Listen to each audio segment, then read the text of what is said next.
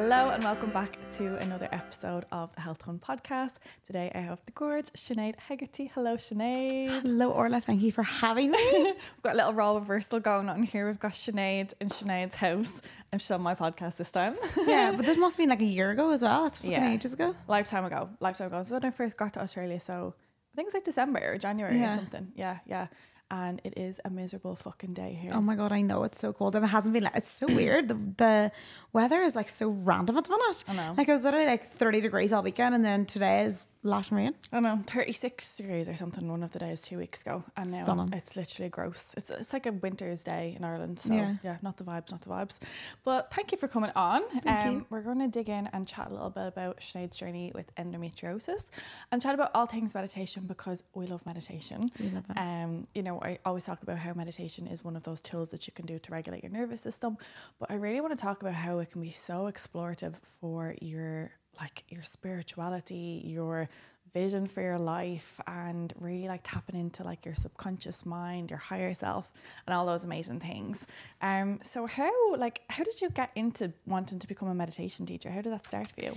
I think I started meditating maybe 5-6 years ago, and it was really, really transformative for me. And I think I was going through like a really bad anxious, like really bad state, really, really low. I never like went to the doctors or anything to know exactly what was going on with me, but I found meditation through books and through just listening to podcasts, and like all the successful people and all the people that were doing so well were talking about meditation. So I felt like I couldn't ignore the signs. So I just began meditating. I got taught how to meditate. I went to classes, and as much as I did not want to be there the first few weeks, first few months, like I knew the benefits were too strong to not continue to do it. So I continued to do it even though I didn't want to. And what I found within like a few months, I'd say like 2 or 3 months, like because it took me a while to understand how to actually meditate and to actually calm my brain down. So once I kind of got the knack for it and learned how to do it properly, then, you know, I slept through the night for the first time. Like I used to never really sleep. I used to be like insomnia. So I started sleeping 8 hours a night. I had less anxiety. I had more energy. My relationships were better. I became less reactive with loads of different people, like my mom, my dad, my relationships, my friends. Was able to have a lot more compassion for people, less envy, all these things. And I just couldn't ignore that anymore, like those amazing benefits. And that's the thing about meditation.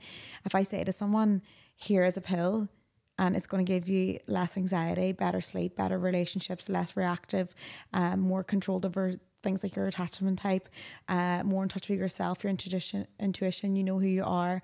You actually can reverse aging with meditation now, etc., etc. If you told them this, like people would pay a lot of money for that. Yeah, absolutely. When it's free.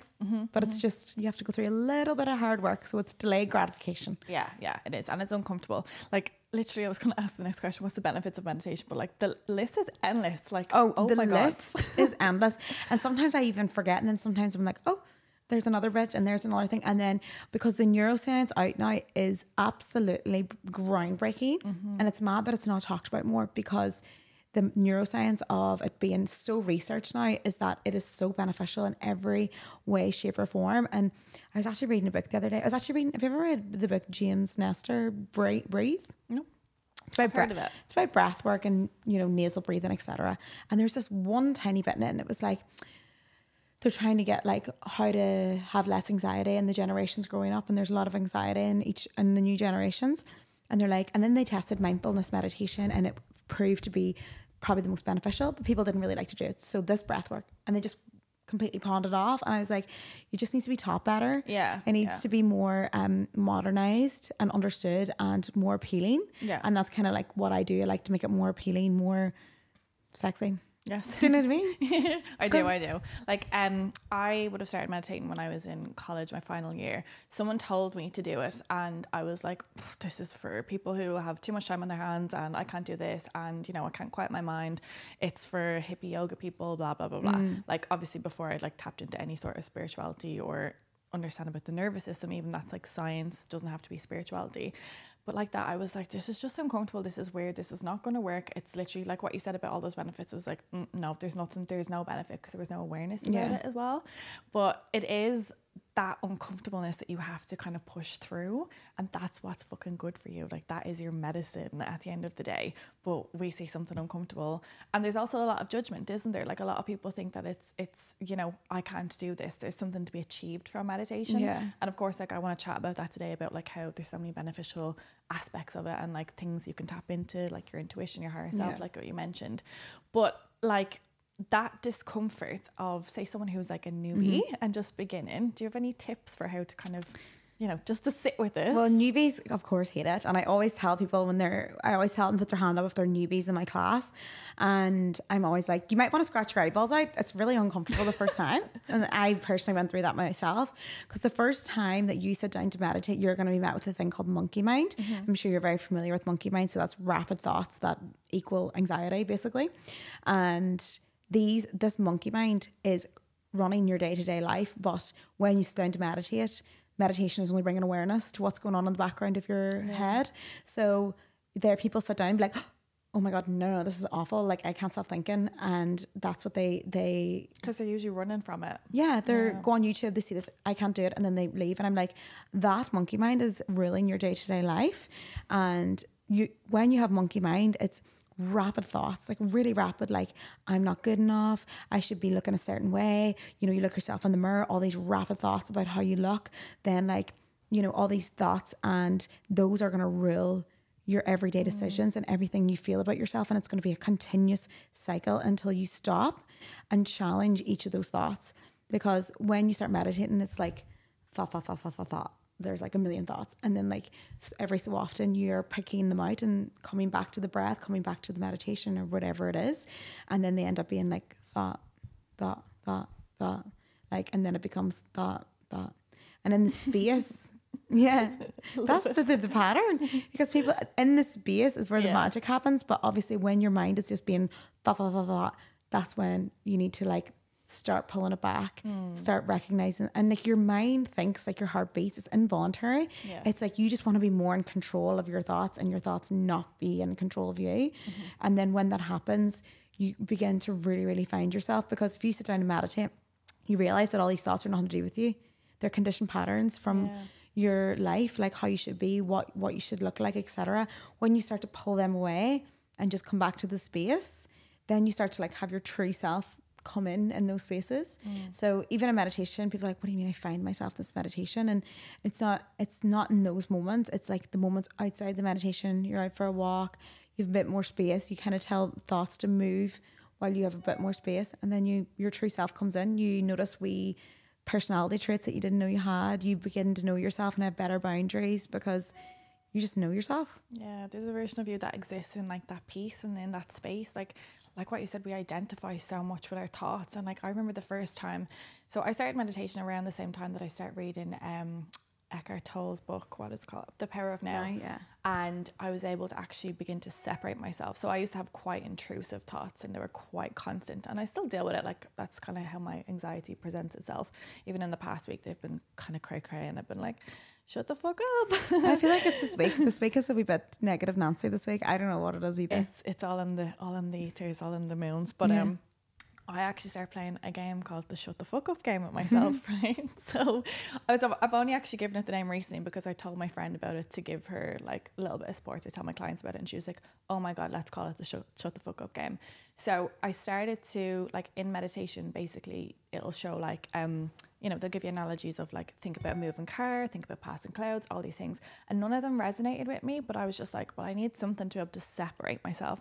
So I like envisioned myself like on this like stadium platform, and I looked down in the audience, and it was like the people there were like stick men, but they all represented my thoughts.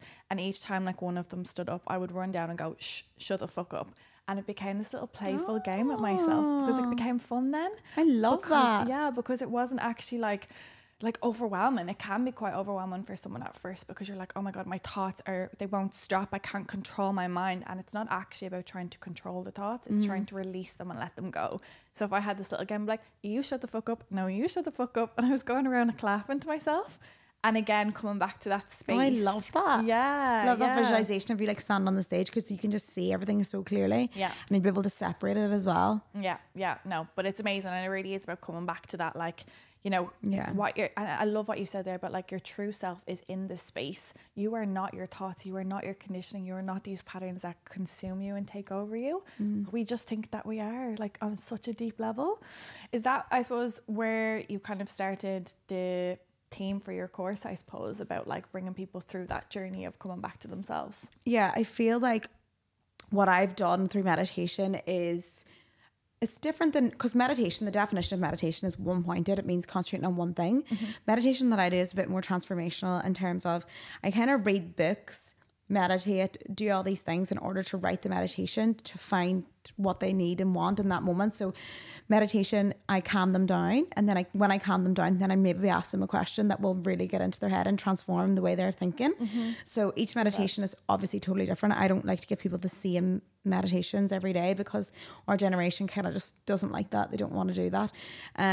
So yeah, I like to do like a little bit more transformation. It comes from all the books, everything that I've read, everything that I've studied, and anything that has really impacted or transformed me, or even little questions. You know, like I'll write meditations that are like removing fear, but I'll have read a full book on removing fear that month, do you know what I mean? And then I'll be like, wow, okay, like this is what really are going to get to people, especially when they're a wee bit calmer and they're in their subconscious. So yeah, I like to also have like, so I have 3 sections as well in my meditation courses. Like I have the first section, which is like finding yourself and asking the questions deep within, because people every day, like I'm sure you've got questions in your question box today, and people are asking me, but like they know the answer. Like your intuition knows. Like you do not know how strong your intuition is, but you have to tune into it. And you also have to be calm. So, you know, in meditation, I like to ask people questions, and then literally something just comes to their mind. Like, you know, what's stopping you, when they're really calm, and all these things will come up of all the reasons why it's stopping them. So the answers truly are within, but you just don't quieten your mind enough. You don't just sit in your bed and go, okay, how do I feel about this relationship? Or how am I feel? Like you don't do those things. You just run around with rapid thoughts and just keep them inside your brain circling. So meditation just gives you that space to be able to do that. So I like to do that, like get them to find themselves, and then to visualize. Like visualizing is one of the most amazing ways to raise your vibration, because even in times of real stress, you can tell your brain you're in a different situation, and it just shows you how powerful your mind is. Like even in times of COVID, I remember doing a meditation of taking people on a visual journey of a girl's holiday. No way. And they were like, wow, I feel amazing. Like sometimes I like to show people that you can raise your vibration with your thoughts, even though you're not there. So it's also good to like visualize your future and become that person right now, because your brain will start to fix itself and be that person. So like I love to do any sort of visualizations as well. And then I love anything to do with love and emotions, bringing up people that you love, because the best way I can describe how this impacts your life is, people think like, oh, like you just think of someone loving, or you think loving thoughts in your mind, and they don't think it's actually doing anything to the heal in their body.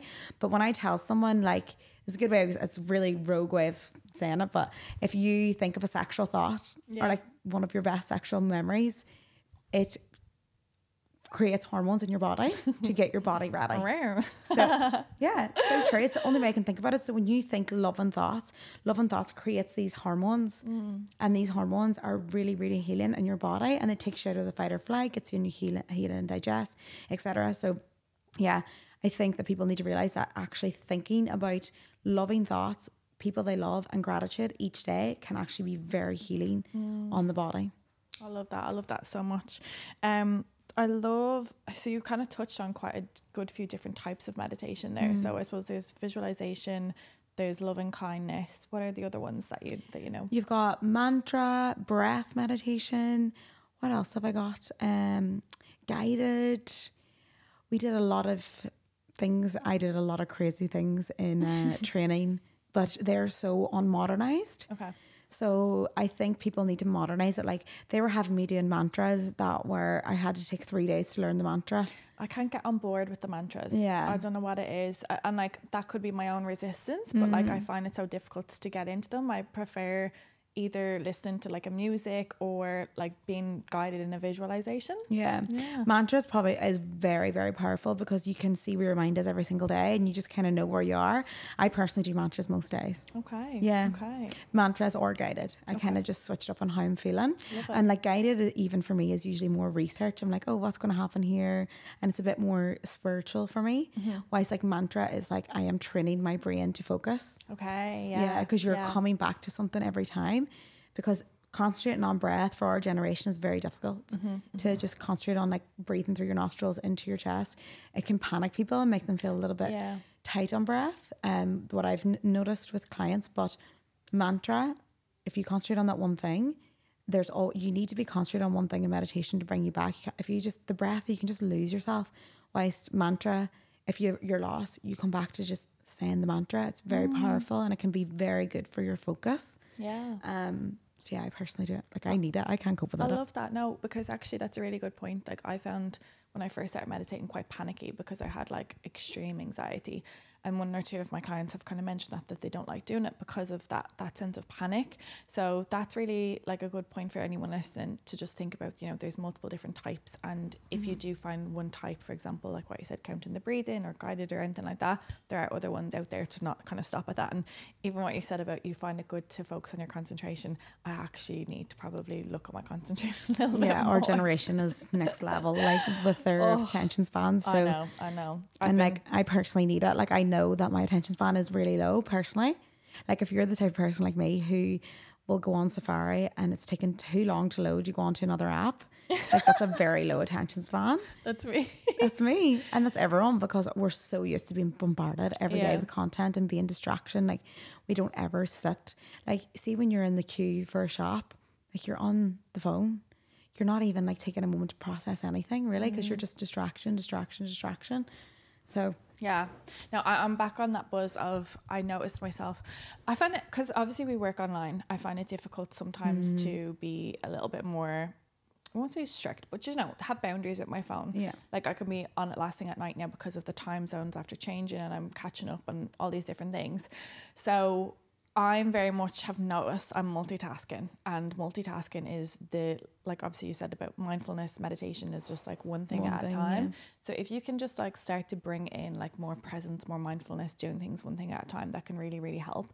So like I found myself reliant on caffeine there for a while. So we're banned from caffeine again. And I'm trying to actually just be like strict with a 10-minute meditation in the morning. I do like my Reiki and stuff like that at nighttime anyways and do journaling, but it was really like the smallest things, such as I found myself even watching stuff while I was eating, and I was like, how the fuck did we get here? I didn't even notice these habits have just creeped back in. I was literally like, I'm in the bathroom and I'm trying to type something while I'm brushing my teeth, and I'm just like, bitch, slow down. Where are you rushing to? But it's this distraction, like it's so, we're hardwired, and the social media, so bad everything. for you though. No, we can't even see through a fucking video. We're like, oh, bored, next. It's not stimulating enough. And I even found this with content. And I find myself questioning, like, we are adding fuel to the fire. We as content creators with videos have to keep the attention span of people. We have to keep it short and snappy. We have to change the frames and all this kind of stuff. And I'm like, we're feeding the fucking problem. Not you and me personally, but content creators. And, you know, like what you said, it is really just beneficial to just challenge, like even being in a queue and just slowing down that little bit more. There's a great book called How to Break Up With Your Phone. Okay. And it really brought awareness to where I was with my phone, and it really brought awareness. And it would, every day you'd have all these wee challenges, like go into a shop, and when you're in the shop, leave your phone in the car. Okay. Like little things like that, or going for a walk for 10-15 minutes, no phone, and doing just little day by day. But people feel really anxious without their phone. Oh god, yeah. Even I'm thinking about that now, and I'm like, but like my cards are on my phone, and First what if I bring need your to check card. the bus? What if I need to listen to music? Like, there's obviously ways around it, but like straight away, I'm just like, oh no, can't do that. Yeah, but it's just because we're kind of stuck in the habit as well. Like if you're challenged, like with the book, like How to Break Up With Your Phone, it's a tiny challenge that you think, oh, I can't go outside without my phone. Like what if something happens? And then you're just like, it's fine. You'll figure it out. You figure it out, and like nothing happens. It's fine. Yeah. And plus, like think of all the times that someone texts you and you don't even text them back anyway until later. I know. So it's not like, so that was something that really helped me, brought so much awareness to how much I was on my phone. So it's a great book. It's actually short and snappy as well, and has 28 days challenge. And then at the very end of the day, you do a full digital detox. The very end of the 28 days. You're great for doing them. And I haven't done it really ages, good for though. doing digital detox. I personally don't do them purely because of trying to keep up with work and stuff like that. Like I need to keep in contact with clients, but I actually would love, like I feel like I have in me, I want to go off and do like an ayahuasca retreat and just leave my phone like behind where I live and just go off into the abyss, into the fucking jungle or something.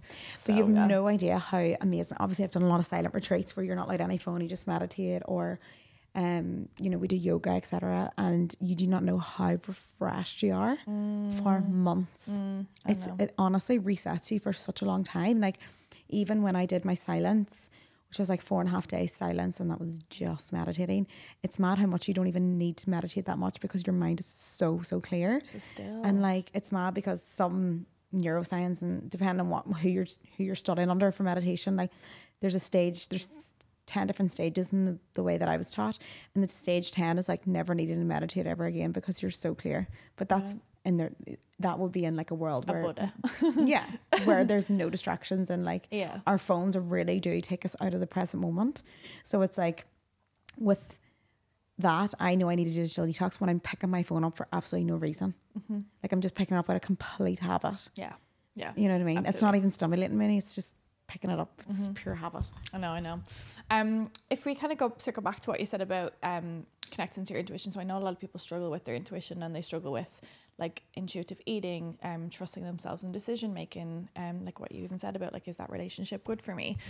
How, if someone kind of wanted to start tapping into their intuition, like how would you encourage that? Is it through specific types of meditation, or just tapping into it in general through meditation? Any type of meditation, I think, to be truly honest, is going to help you with your intuition, because it's honestly just a tiny bit of space.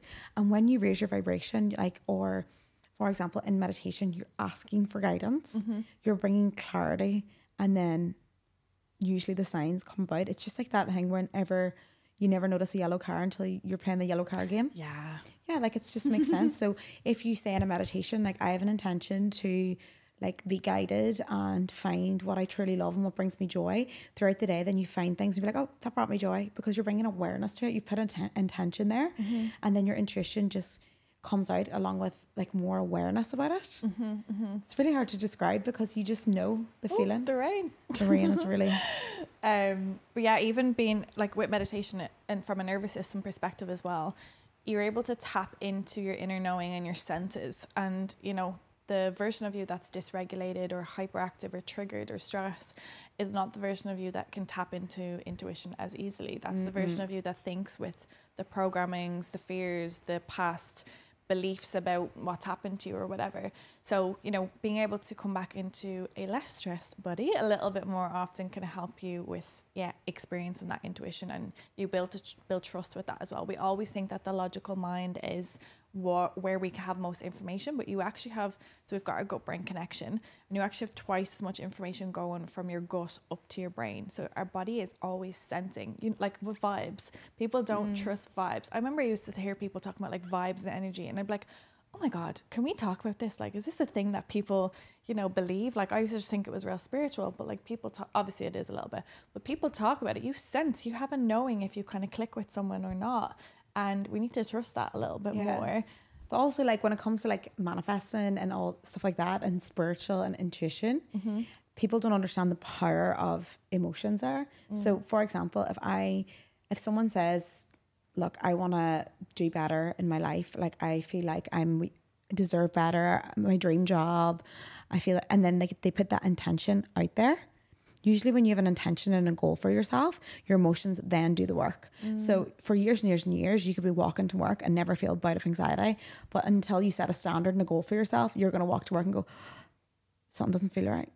Because you've set a goal for yourself, and your body is telling you, I feel anxious here because I know I can do better than this. Okay. So your body tells you something. So if I set a goal for myself to go to the gym for 3 or 4 times a week and I miss it out, my emotion tells me, because I've set a goal, my emotion of guilt says, you should be in the gym today. Or if it's got to do with like, I set aside time to do enough reading, etc., and I don't read it, then my emotion literally is guilt, because it's telling me something. I've set a standard for myself and I'm breaking it.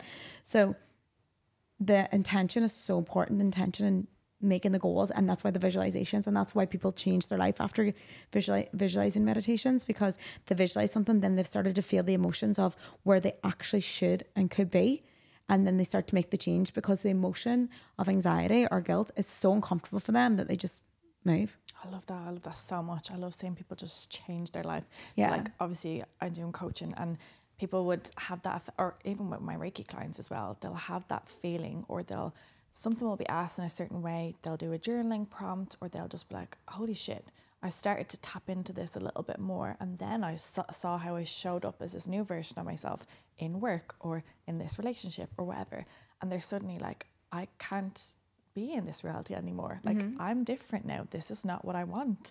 And I love when people are just like, yeah, I'm actually just going to quit my job. I'm like, yes, queen. Yeah, you just have a feel different. And it's like the same in relationships. You could be happy in your relationship for like 4 or 5 years. Once you actually build your self-worth and realize you deserve better than the way they're treating you, you just get this awful feeling of like, and your gut, and that's your gut. Yeah. Because it's actually what happened before that. Even your gut feeling has come from you knowing you deserve better from like something that's happened. Like you may be in therapy, or you may just had a realization that this is not the way I'm supposed to be treated. Then that feeling comes, and then sometimes and we suppress it as well then. Oh, yeah. A lot of people suppress it. Like even I think back to a past relationship, I got the ick in the relationship. Like I knew this person wasn't for me, and I was like, no, on paper we're like perfect, and we both have the same jobs, and we're gonna go and build a life together, and we're going to travel. And then I was like, literally a few months later, I was like, you dumb bitch, why do you not trust your gut? I know. But I think women really do stay in relationships a little bit longer than men, even because they have a lot more compassion and a little bit more they're a bit more emotional, so like they kind of emotionally withdraw but don't leave, and then they just leave, and then they're a little bit, that's why they're a little bit more stronger sometimes, I think. But yeah, I know, but trust your intuition. Really, really trust it. That was a hard fucking lesson for me. But yeah, so we're going to move on to all things endo and adenomyosis. I do remember we met in Dublin before Bali. But anyways, we were in Bali together, and we were chatting about it, and you were like, had all these different things that she was trying to look into, and it was just like no doctors were consulting with one another. No one was connecting all these dots of all these symptoms that she had. And I remember you got like a full test thing done in Siloam Hospital in Bali. Literally, you could just go in and get like this full checkup of stuff. Go onto the website and be like, all right, I want to get this done. I want to get this done. It's actually amazing. I can't believe we don't have similar things. Like it's literally like full reproductive check, and you just go in and get all these scans, smear, transvaginal and ultrasound, and your breasts. So literally, good. Yeah, it's unreal. But yeah, so you were getting all these scans done, and you had kind of like results back, but even then you weren't really getting someone to kind of speak to you and kind of, you know, get a diagnosis. So you were struggling for quite a while to get a diagnosis. How long did it take you? I would say like I was struggling for like 2 years. I always did have random pains and stuff. Okay. But like at this point in my life, it was like pain every single day. Okay. And stuff that couldn't be ignored. You know, when your hair starts falling out, or you are just looking down at your period and you're like, that is completely not normal.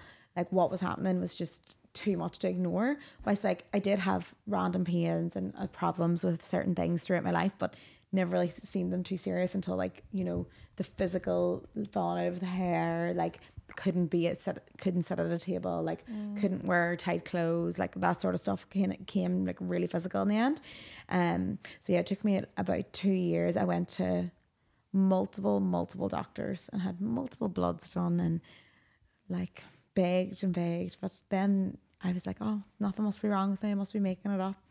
So that went on for a long time until I got that diagnosis in Bali of adenomyosis, where they give me a transvaginal. And it's funny because I had a transvaginal like a few months prior in the UK, and they were like, no, I didn't find nothing, because they're not aware of it.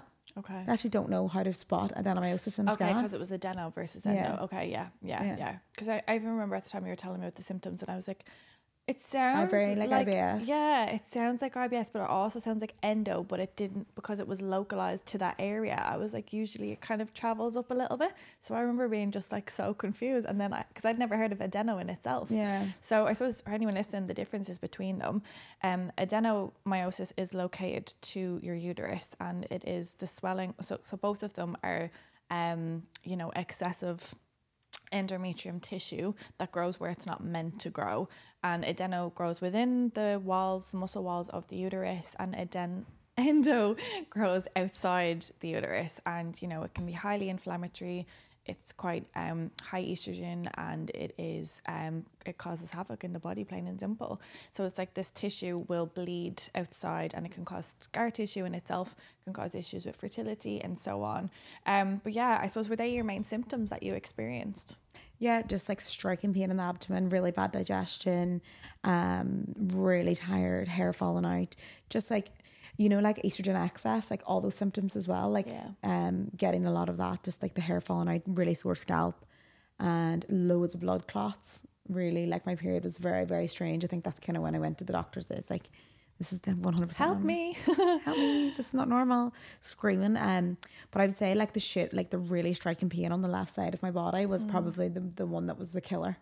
And was that where most of the endo tissue was found? Yeah, there was a lot of my water pipes and stuff like that. But obviously, like in the past few months, I've obviously been with my like naturopath as well, and I've got SIBO and leaky gut. And all these things are just kind of, but she says like all these things are very, she's like, she sees the exact same pattern in bacteria and endometriosis patients with the same symptoms. So yeah, like that as well, like gut issues. Yeah, because it is all connected for anyone listening. That high amount of inflammation in the body can cause that like barrier in your gut to become impaired as such, and become kind of, I'm trying to use, what word can I use? It's not loose. It can become loose. Yeah. And that's where it can kind of become leaky as such. So for anyone listening, like leaky gut can be this like thing that's diagnosed as a thing in itself. It's not a diagnosis. It's just something that happens as a result of the other inflammation, the other symptoms, and the other conditions that you have. Just in case, because I've seen so much of it online. I'm just like, it's not a condition in itself. It's as a result of other things. But like that is even further empowering for you to get to the root of what's driving all of this as well. But yeah, it's crazy. Like my mom has endometriosis, and I even remember like I used to have crippling period pain. So obviously I've got PCOS, which is different, but the link between your nervous system, the stress response, the inflammation, your gut health, like so much of it is connected. And it's so interesting about how it shows up and manifests so differently in different people, I suppose, in different women. What was your treatment plan then when you did get a diagnosis? Like, did you feel like you had, it was kind of direct from there? Did you feel a sense of relief? No, I mean, I had surgery. Okay.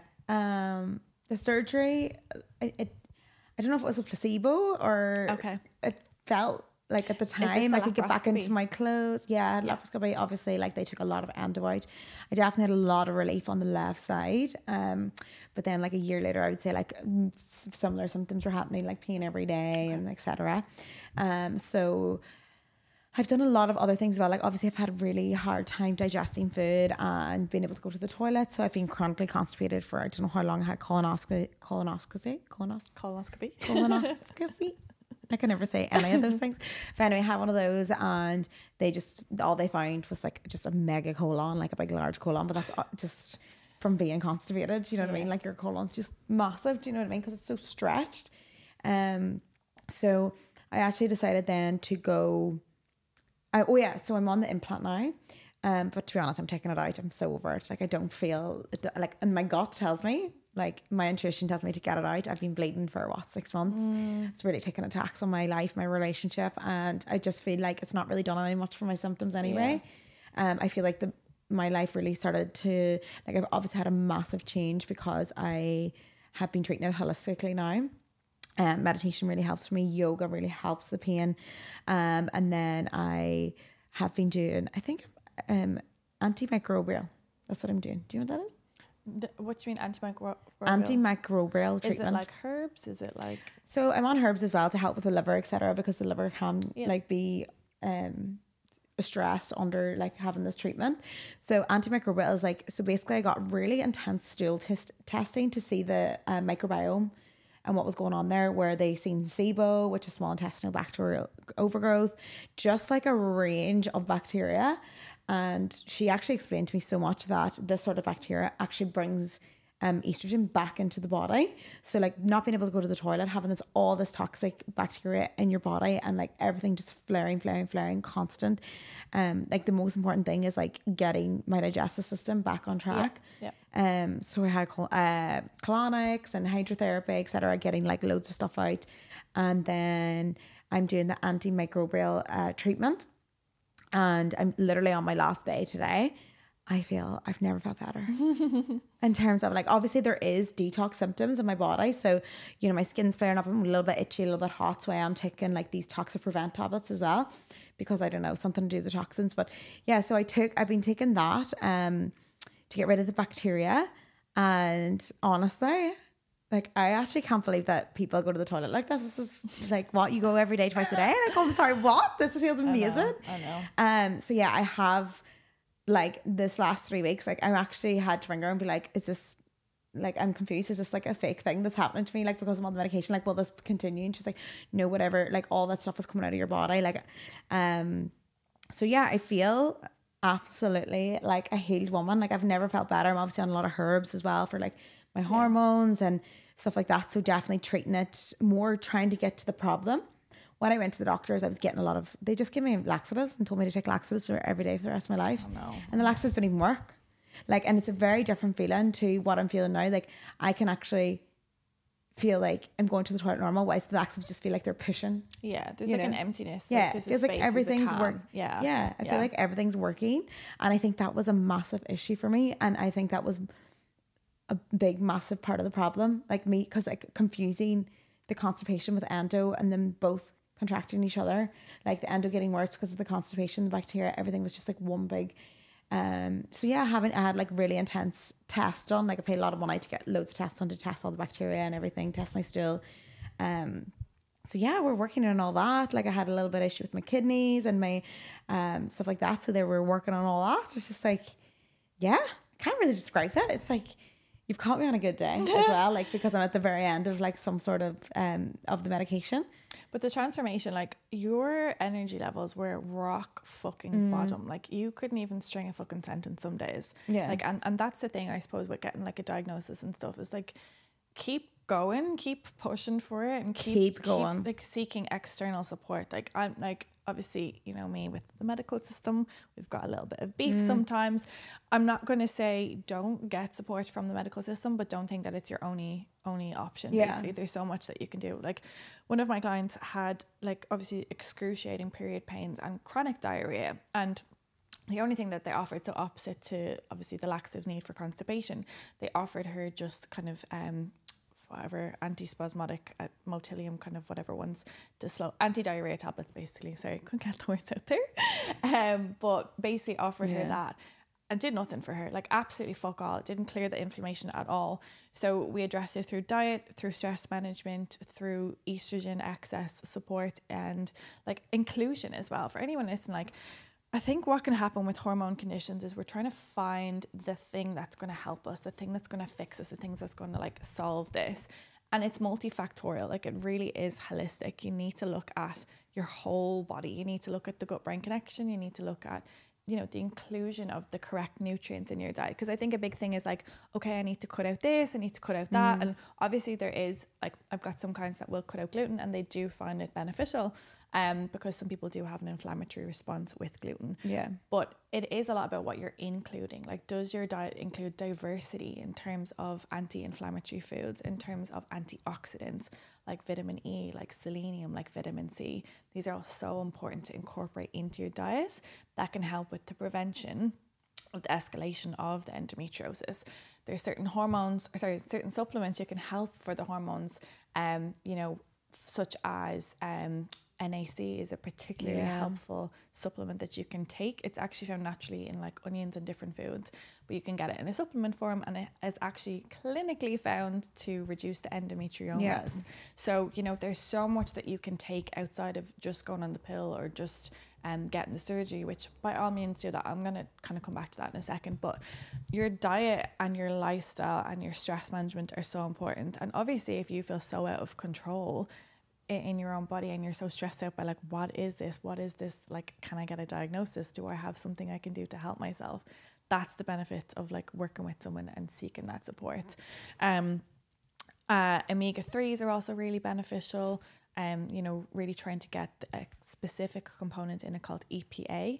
And sometimes you'll get fish oils, and if they're not good quality, you won't get high EPA or DHA. So just make sure you're getting a high quality EPA. And don't get an omega 369. A lot of people will get 369, just get the omega 3s, because the omega 6s can be inflammatory in high amounts, and we usually get enough through our diet anyway. So yeah, there's so much that you can do through diet, and like what you said about your meditation as well, supporting your nervous system and keeping yourself grounded and keeping your body feeling safe. That helps prevent, you know, further inflammation. You know, if you shift into your fight or flight, okay, you're going to go into this stress response. You're going to have this high inflammatory response as well.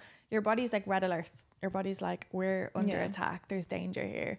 So if you're able to incorporate these things into your life a little bit more often, that's going to help with your body and help with your state of mind in general, and with pain as well. I find if I've got pain, like if I ever have an IBS flare up, I breathe through it, and it really helps calm my gut and calm my nerves, and helps with resilience as well. I think it's important as well for people to know that when you get diagnosed with things like endo and adeno, like you think it's like the end of the world. You're like, I have a chronic illness, like, and people always say like it's one of the most painfulness, one of the most painful illnesses as well. And like you just get all these like panic modes, blah blah blah. But like that's what I like to tell people when I'm on podcasts like this, that like there is pain management. You can live with this, and there is people on, like I remember like at the time I was getting treated like hormonally, whatever, and they were like, you know, I have people now that don't even know they have it, they don't feel it, because like their pain management, they're keeping their stress management down. And then, you know, there is just ways to do it, especially through diet. Obviously I don't eat gluten or dairy. There is the odd time where, you know, there is nothing nice in the airport and you have to have McDonald's, but like sometimes that happens. But yeah, there is definitely things to manage it, and even those things like going off gluten and going off dairy, I find that so difficult. I find that like, why am I doing this when I'm still in pain? I went through these motions of I'm still in pain, so why am I doing this? What's and the point? I would like go and get ice cream or go and do whatever. But I really feel like I just had to remember how it felt to be in that state every single day of like pain every day. And I just really have dove into it.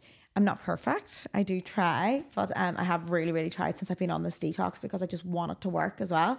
And like obviously the thing about gluten and endo, there's a lot of evidence behind it being, and like you don't actually, there's so much alternatives out there, you don't even really need to eat gluten. It's becoming more acceptable now. Yeah, like, 100%. I remember years ago it was such a thing.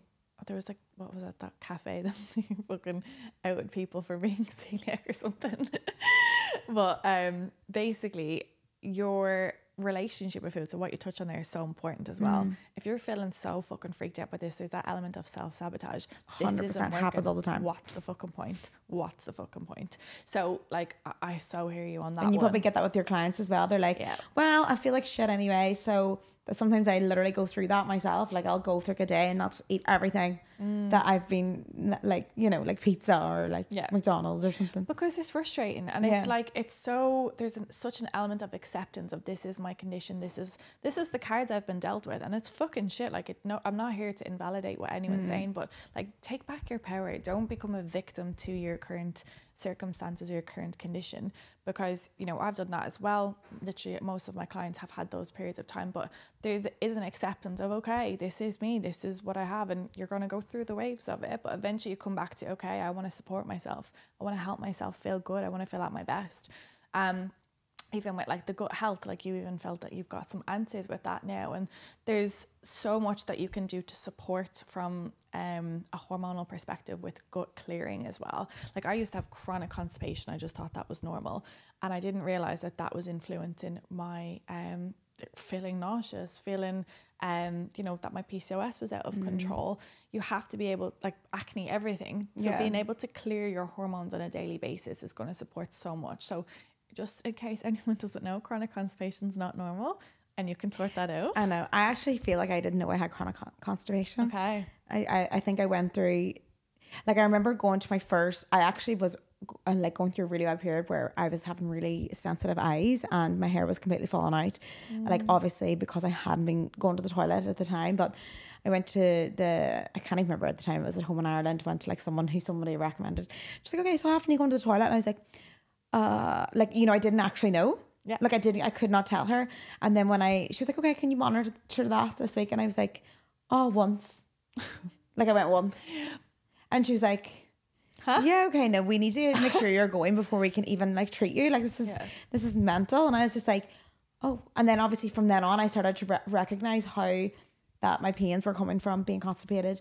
And also like being constipated has massive impact on your hair, because brings, when you're constipated, that's when you get estrogen excess, and like it can be a massive reason why you have hair fall. So I think as well, like if you need to monitor that and know that like every day is normal. Like I used to be like, what, you go to the toilet every day? Like that is mental to me. I just thought like, oh, I'm just one of those people, but it's not normal. Yeah. And like you should be trying to seek help until like that somebody can help you with your everyday bowel movements, because it's so important. Yeah. And I remember going to the doctor, even like my gynecologist, and you know, obviously they're dealing with my endo, they're not dealing with my constipation, but I remember telling her like, you know, I'm trying to figure out what's going on, and she was like, you need to get, like, she was so really, really frustrated with me, because I was like, I don't want to take laxatives, I don't want to be reliant on laxatives. She was like, you need to do whatever you need to do to get that out of there, because it's like causing you so much damage. You could end up with bowel cancer.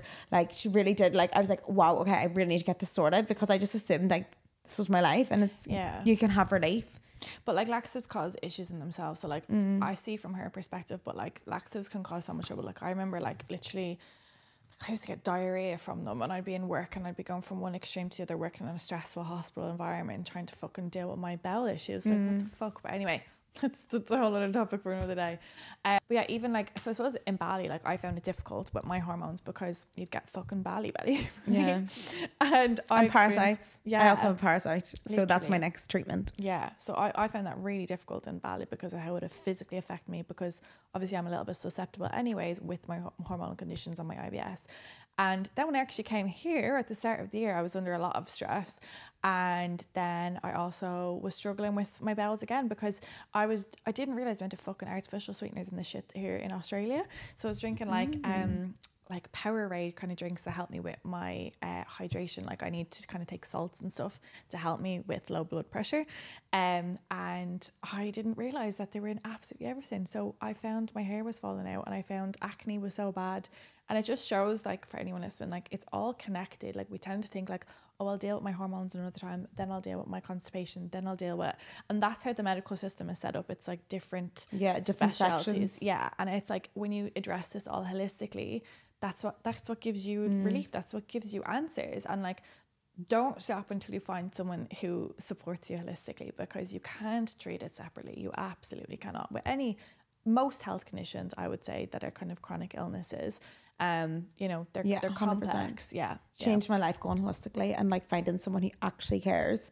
Like I feel like every time I went to like clinical doctors, going to separate doctors, like you go to a gynecologist, then you go to the head of gastro, because you're in there, and then like as soon as their job is ticked off and you don't have certain things, they let you go. Whilst when I go to things like naturopaths or nutritionists or anything that's more concentrated on you and your quality of life, like it's their job to look after you and see, and like it's mad how much they ask you how you are, how like it's so important to them, because that's their job. Like they want to make sure that your quality of life is better, whilst the doctor is your tech. You know, they're just taking you off to say you don't have this, you don't have that, you don't have that, and then they're like, bye bye. It doesn't matter. They want to bring you from being sick to okay, but what you hit the nail on the head is quality of life. Like you deserve a fucking good quality of life beyond your illness. You don't have to have like this like weight of these shackles weighing you down. And like that's one thing that I'm so fucking passionate about, is just like, oh yeah, take laxatives, and like that kind of gets things moving, but what's your quality of life after that? But like, why do I need laxatives? That's kind of like where, you know, my naturopath is. She's like, what is going on? So when they tested me, all the different types of bloods and all the things, they found, like she could see, she was like, your liver was not going. And then she's like, okay, so is there any time you feel fully gone, like you fully went to the toilet? And I'm like, I know this sounds ridiculous, but when I go out drinking, like I can fully go to the toilet. Like it's crazy. She's like, it sounds like, and then she would put all these pieces together, all the bloods, all the stool tests, and be like, okay, sounds like your liver needs some help, because your liver is working overtime when there's drink in it, and then the liver starts to work, and then you start to go to the toilet, etc., etc. Like it was just like, okay, like trying to find all these pathways and then trying all these different supplements and blah blah. So it's like they don't just be like, okay, like they are there to find out what is causing this happening, and then they're going to help you. I know. Like I'm even getting tested recently myself because I don't know, I've got something chronic going on with me and it's really fucking getting me down. If your mum has endo, would you ever have been? You know what? During this podcast, I've been thinking about endo. That's what I was thinking. I was thinking that I was like, if your mum has it, because my mum has endo, so it's hereditary as well. Like, yeah, and honestly, throughout this podcast, I've been really like, this is quite interesting because I've been thinking about there's other conditions that I've been kind of putting my finger on, but I've had periods of my life with pain-free periods. Like I've been able to tap into that, like support my hormones. So yeah, I'm gonna have to think about this off the fucking camera, off the podcast. Yeah, but like just to let you know, from endo, you don't have to have painful periods in order to have endometriosis. I personally don't have the so that's why like I kind of brushed it under for such a long time, because what I was seeing with people with excruciating painful periods, really heavy bleeds, I had really light bleeds, like zero blood, but just blood clots, and like my periods where I would have severe PMS, but my actual period itself was not painful, and so that's what I mean. Like every single case of endometriosis is so individual to the person. So if you're feeling like something is not right in your reproductive system, like keep fighting, even if they're like, oh, doesn't sound like endo, you don't have so that much blood and blah blah. Like keep fighting if you know something's off. Yeah, no, that's so spot on. I've been taking NAC for the last, because obviously there's the inflammation crossover with PCOS anyway. So I've noticed inflammation is a symptom that's been kind of present for me since coming back from Bali. I do also realize, so like xenoestrogens are another aspect. So like my chemical usage has increased since being here. I use so much more beauty products because they're available here and we couldn't get shit in Bali. I clean my house now, and we would have been spoiled little princesses getting our cleaning done for us. So yeah, I'm tapped into, I'm exposed to more chemicals, definitely. So I kind of been thinking maybe it's the estrogen, maybe it is also my stress levels, and I'm having to call myself, and I'm like, right, we're going back into where like be honest with yourself and be strict with yourself in terms of like, and again, not strict, I'm doing this because I want to, because I get to, because I can.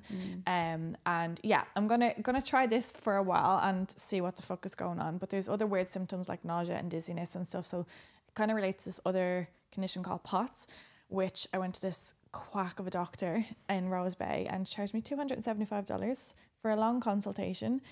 I don't know what the fucking conclusion was of the consultation. She started talking to me about, like, I'm all about holistic stuff for sure, but I'm also about like the science too. And she started talking to me about endomorph and ectomorph body shapes, and she was like, maybe it's just because you've got a long body that your blood pressure doesn't work. And I was like, I'm not fucking 6'7". I was like, what are you talking about? Anyways, we're going through our own shit here. We're still trying to figure out, and like even me, like as much information as I know, it's so difficult for me to get support, because they go to the doctors and like, oh, don't know, there's nothing there, can't find something. And I know my body, I know there's something wrong. I know nothing that I've done for my PCOS has changed. I know I can look at all these factors, all these variables in my life quite honestly and quite scientifically, and I still know that there's something that something's missing. Yeah. And I'm gonna keep pushing for it. I'm gonna keep trying to figure it out.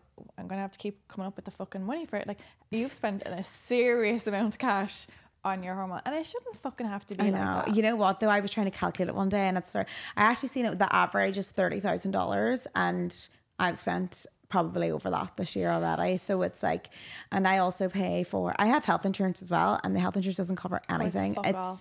It's crazy how much I've done, because obviously I had the cervical erosion, and then I got that because I thought that was causing pain, so got rid of that, and then that was 6,000, and then my other one, like it was just thousands and thousands, and I'm just like, I am so grateful and blessed that I've been able to pay for it. And I'm just like, think of even like the price of supplements that I have to take, like all the stuff that I'm on right now. Every time I go to buy my next section, it's like $400. But I'm not even joking. See, when I first got my first bit of the stuff that I'm on now, and it was like $450, I was like, here we go again, another thing that I've bought that it's not going to work. And I'm not even telling you. See, for how I feel now, I would pay thousands and thousands and thousands and thousands. I swear, I can't even explain it. So yeah, it is hard, but That's what the most really frustrating thing is just the amount of money. But in Australia, they really are beginning a whole new process for endometriosis and endometriosis. They have like centers now. They're trying to put it on. They're really bringing massive amount of awareness here. And I think there is going to be some sort of change in the next coming years in Australia for supporting women with endometriosis, like pain management under the likes of Medicare, etc. So hopefully, amazing. Fingers crossed. I'm gonna check it out. Yeah, we'll be there. Hi. But I suppose the last question someone asked about the pill and stuff like that, and I suppose, you know, go like get the laparoscopy, go get that kind of, you know, tissue removed, and then look at the ongoing management, and you know, the function of the pill or the hormonal contraceptives is to really like suppress your hormones, and like that. The plan is to have that kind of symptom relief to suppress an estrogen, but did you find any, like, you've had a hard time with hormonal contraceptives? Yeah, so obviously, like, you've got loads of different sides. Like, you can do all this research and people are like, go natural, and like, but then when you speak to actual doctors, they're like, you're going to get surgery every year if you keep continuing like this. And I'm just like, okay, give me what you need. And then I take a pill. The pill, I'm bleeding every day. Like, nothing agrees with me. Like, I can't explain how much nothing has agreed with me. I've tried the coil. I ended up getting loads of infections. I have tried the pill, and now I've tried the implant, and I'm taking the implant out on Friday. So I haven't found anything that even helps my symptoms. I think the only thing that's really helped me is like what the medication I'm on now. But I'm gonna take it out and see how I feel. I'm gonna go from there. And we'll go from there. And then if I continue, because I used to have a lot of pain when ovulation happens, so if that continues, then I'm guessing I'm gonna have to shut off the ovulation again. But we'll see. Yeah. I'm probably gonna take it off for like a month and then see how I feel. Amazing. Because the doctor really is adamant of me being on it. It's awful because my body is like no, and sometimes I want to listen, but also like I don't want to be telling people that wrong advice either. I don't know. It's hard. Yeah, I know. Main thing I suppose to take up from this, like, trial and error, your own body, and then also don't take pills with estrogen in them. Like, I suppose it's like you're adding excess estrogen to the estrogen that's already in excess. So that's the main point there. But yeah, I have a question for you. What 3 pieces of advice would you give to your younger self? Oh, okay. Read books. Because you will know yourself more, and when you know yourself, you have a lot more resilience, so you can be yourself quicker, so you don't have to mold to everyone else. Love. Second thing would be, this is on the spot. I know, I love it. But I hate when people do it to me. I know. Take time out to find out what you truly want to do before studying. That was always my biggest regret, was always like going to university when I didn't know what I wanted to do, wasting the money. And then it's different if you actually know what you want to do at that age, and you can go ahead and do whatever. But I felt like I did a uni degree just for the sake of it. Yeah. And then never got to use that degree because I wasn't interested in it. And also I'd spent all the money that I could use for my student finance. Do you feel like it stood to you at all? Isn't it kind of similar? What? What's your degree again? Media studies. Media studies. But I mean, you could learn that online in 2 seconds. Like, I'm not even joking. Like, the degree itself could have been learned online. Things like that. Media, marketing. Like, there is things that, you know, you can only learn in university. Then there's things you can self-learn or learn under people. Yeah. Or work experience. So I think, like, find out what I truly, truly wanted, because, like, my dream was always to be a psychologist, and I don't have... I feel like I'm too old to go back to uni. I feel like I didn't have the money for years. Like, I feel like I am going to go and do that at some point whenever I get a permanent visa. That will be my goal. But obviously, like, I wish I did it when I was younger so that I could be more experienced in the field. You wouldn't be where you are today. Yeah, exactly. So, so that. And then my other bit of advice is learn about love and relationships, because we're never taught how to have an education on love. And the more we know, then the less we can hurt and the less pain we can cause. I feel like a lot of women are really scorned by heartbreak, and it takes them a lot to come back from it, and they can go into really dark holes. And I feel like that can be prevented if we actually had education on love, relationships and attachments types, etc. I love that so much. Yeah, it really is. And it's really about, like, what you can learn about yourself as well, because your own energy and your own inner worlds, you know, you can project that onto other people and continue to hurt people that didn't hurt you at all. What's that phrase? Like heal. I'm not going to remember the fucking phrase, but anyway, heal so you don't hurt other people, basically. Yeah. I see that trend on TikTok now of like women. Which one? They're like teaching their or teaching their sons how to deal with their emotions, so they don't hurt other women. Yes, I love that. Teaching my son how to clean up the washing, so your daughter doesn't have to, or something like that. I love it. Yeah, gorgeous. Well, thank you so much for coming on. You can find Sinead on Sinead Heg at Sinead Heg and the Sinead Says podcast as well. And she also has her Brave Way course as well, which is amazing. I've done it. It's the 21-day course, and you've got new one coming soon? New one comes in. Amazing. Well, thank you so much. As always, if you found this episode helpful, would really appreciate if you could like and subscribe and pass it on with any other honeys who need it as well. But yeah, we will see you on the next episode. Bye.